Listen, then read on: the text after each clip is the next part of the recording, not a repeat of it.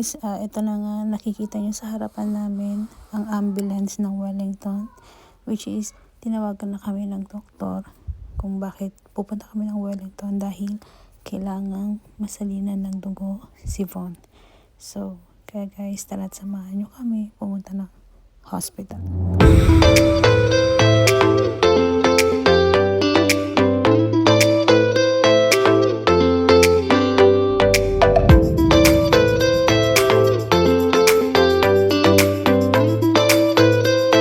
So ayan guys, nandito na tayo ngayon sa hospital. Bali, ito yung magiging room muna, pansamantala, at mag-stay kami dito ng isang gabi.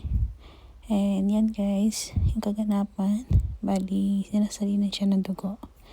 And ito is, tulog na kami. Dahil bukas, ita-transfer kami sa ibang hospital. So ito guys, morning na. So, bali iyan, nakaprepare na kami ng mga gamit namin dahil sabi nila ita-transfer nila kami sa ibang hospital.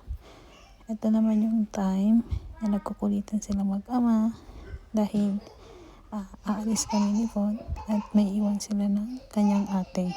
So ayan, kukulitan muna silang dalawa dahil ako lang yung magiging kasama ni Von sa paglilipatan niyang hospital.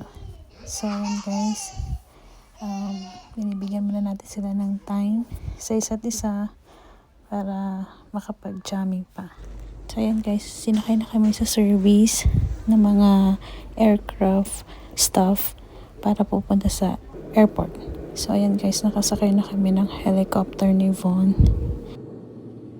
And guys, samahan nyo kami sa aming biyahe papuntang Christchurch. So from Wellington to other island ng New Zealand, which is sa Christchurch kami pupunta.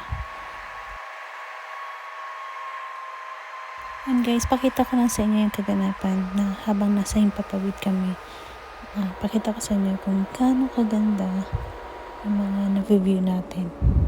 And guys, makikita nyo nag-a-ice pa yung area na yan, yung bundok, nag-yellow pa. And the reason why din pala na sinakay kami sa helicopter, it's because of wala kasing land by travel. So, kailangan namin sumakay ng helicopter or airplane or something na pang air. And other naman, pwede namang sumakay ng barko. Pero mas mahirap kapag sinakay pa namin si Von sa barko. Kaya, since meron din kasing private helicopter ang hospital, so yun yung ginamit namin, yun yung ginamit nila sa amin para i-transfer kami sa ibang hospital. And the reason why din na ita-transfer nila kami na ibang hospital, it's because of sa Christchurch, which is a big hospital din ng other country ng New Zealand, is nandoon kasi yung mga facility, kumbaga mga gamit nila na mas kumpleto, and doon din kasi mas kumbaga mapapagaling nila si Von. And guys, the good thing din nang nangyari nito is lahat ng expenses namin to travel and to transfer is all for free. So this is the reason why then kung bakit siguro pinapunta kami ni may plano rin siguro si God kung bakit nakarating kami dito, dahil ito, hindi rin unexpected din na mangyayari ito sa family namin. So very thankful din kami na napunta kami dito dahil lahat ng medication ni Von is for free. So ayan guys, kung mapapansin nyo, tanaw na natin yung sa ibaba. So malapit na kami mag-landing. Yan guys, landing na. So, balitaan ko na lang po kayo kung ano next na mangyayari. So, yan guys, landing na.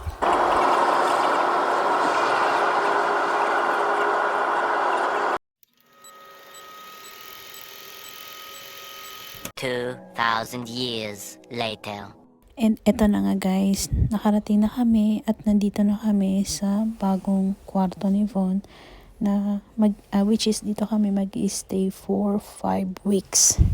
Ito yung aming sariling kwarto.